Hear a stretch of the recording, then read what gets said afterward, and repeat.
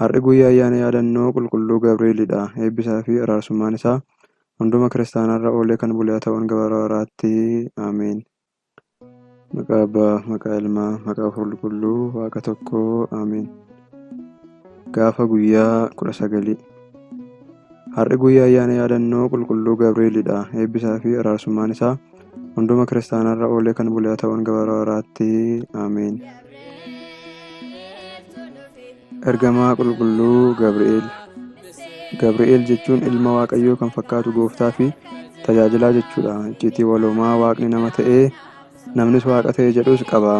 Ergamaa Gabri'eeliin inni raamaa durii yommuu qorumsa Saaxinaaliin ergamoonni raasaman kan tasgabbeesse Waaqa uumee hanga argannutti tokkoon tokkoon keenya cimnee haa dhaabbannu jedhee samii ergamootaa irratti seexanaaf akka hin saganne kan tasgabbeessedha. Ergamaan kun kakuu moofaa keessatti Baabiloonitti ijoollota sadan labooba ibiddaatti darbaman kan baasedha. Raajii Daani'el boqonnaa 3:1. Kakuu haaraa keessattis nagaan siif haa ta'u jedhee misiraachuu haadha keenya dubroo Maariyaamitti kan himedha. Wangeela Luqaas boqonnaa 1:28.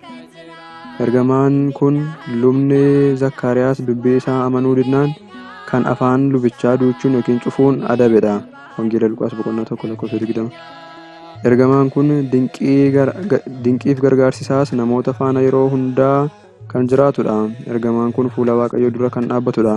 Luqaas boqonnaa 1:19. Dubbachuu yookiin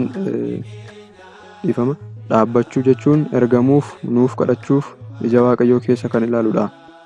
Qulqulluu fi daa'ima kan ta'e Qiirqosii fi Yeluuxaa abidda boba'u keessaa baasee kan bishaan qabbanaa'aa akka daakan taasisedha.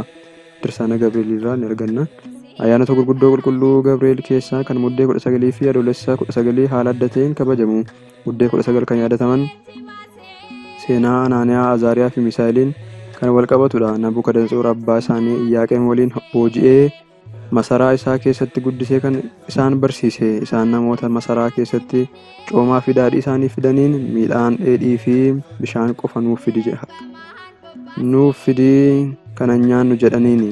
Namni isaaniif nyaata fidus yoo huqqattanii isin argee anaan ammoo naan lola jedheeni. Isaan garuu guyyaa 10 nuuf kenni jedhanii guyyaa 10 dheedhii fi bishaan qofa dhuguudhaan warra cooma nyaatan caalaa cululuqaniiru. Barumsa isaanii erga xumuranii boodas Nabukadnetsoor isaan ni muude.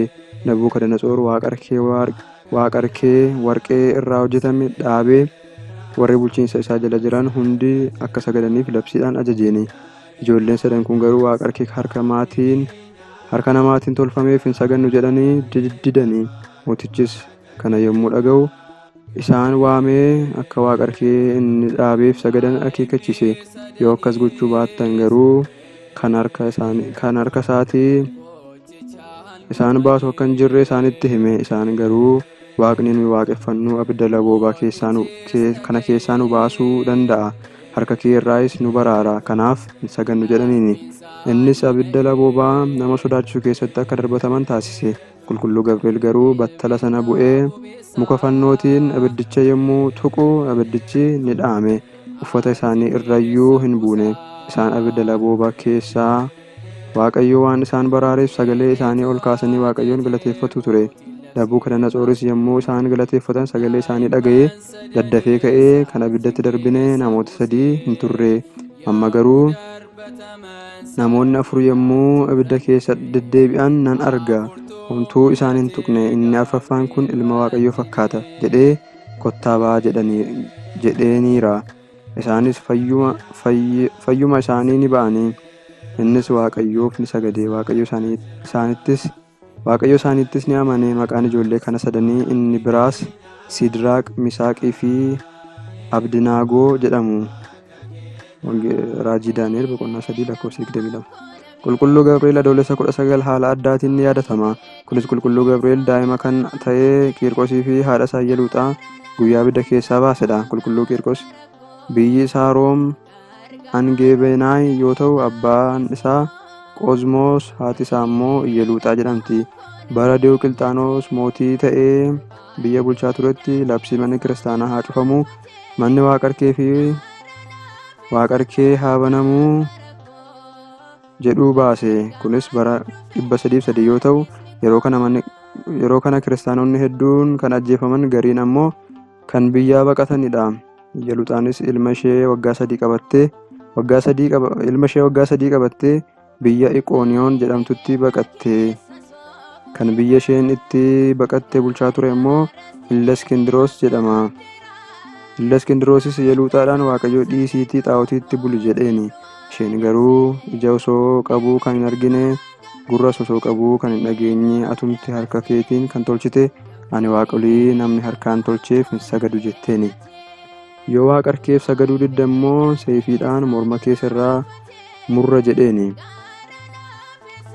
Yeroo kana isheenis mee mucaa daa'ima kana gaafadhu jettee deebisteefi. Innis mucaa nana waaqaa warqee hedduu siifan kennaa, xaa'ota kanaaf sagadi jedhee Qiirqosiin gowwoomsuu barbaade. Qulqulluu Qiirqos garuu hafuurri Waaqayyoo waan irra buleef, ani kan ofii isaaniituu baraaruu hin dandeenye waaqa harkeef hin sagadu jedhee diduun waa'ee amantaasaa ragaa ba'e. Yeroo kanas mootichi dallanee gaanii yookiin manqallii guddaatti bishaan danfisaatii keessatti isaan affeelaa jedhee ajaje. Sagaleen danfa bishaanichaas fagootti dhaga'ama ture. Yeroo kana Iyaluuxaatti sodaan dhaga'amnaan daa'ima kan ta'e Qiirqos, haadha koo jabaadhu, du'a lammataan duunuuti. Duraan Anaaniyaa, Azaariyaa fi Mishaa'el kana ibidda keessaa baase Waaqayyo ergamaa isaa nuuf ergee nuunis nu baraara jedheenii jajjabeessee gara bishaanicha danfaa jirutti masakaa yookiin qajeelaa ture. Isheenis yeroo kana kutattee sodaa ishee hundumaa balleessitee gara kuteenyaan wareegamuuf gara bishaan danfaa jirutti waliin seente. Yeroo kanas Waaqayyo ergamaa qulqulluu Gabri'eeliin ergee fannoo isaatiin yommuu bishaanicha tuqu bishaanichi ni dalallaa'e. Qaama isaaniis ta'ee uffata isaanii irra wanti hamaan tokkoyyuu tasuma hin geenye. Warri naannoo sanaa turan kun ajaa'iba jedhanii daawwachaa turani. Waaqa Iyaluuxaa fi Qiirqositti amanuudhaan wareegamanii jiru. Galanni Waaqayyoof haa ta'u. Waaqayyo kadhannaa ergamootaatiin nutti araaramu.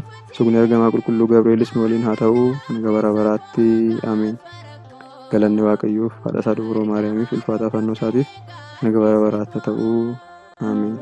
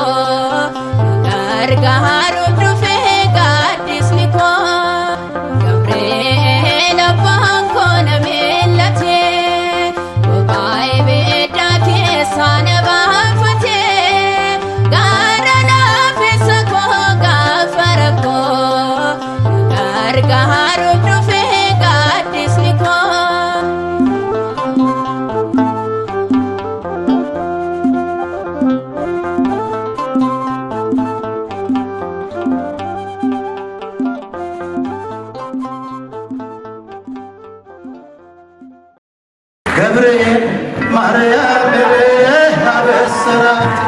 አበሰራት ወንድ ልጅም ትወልጃለሽ አላት።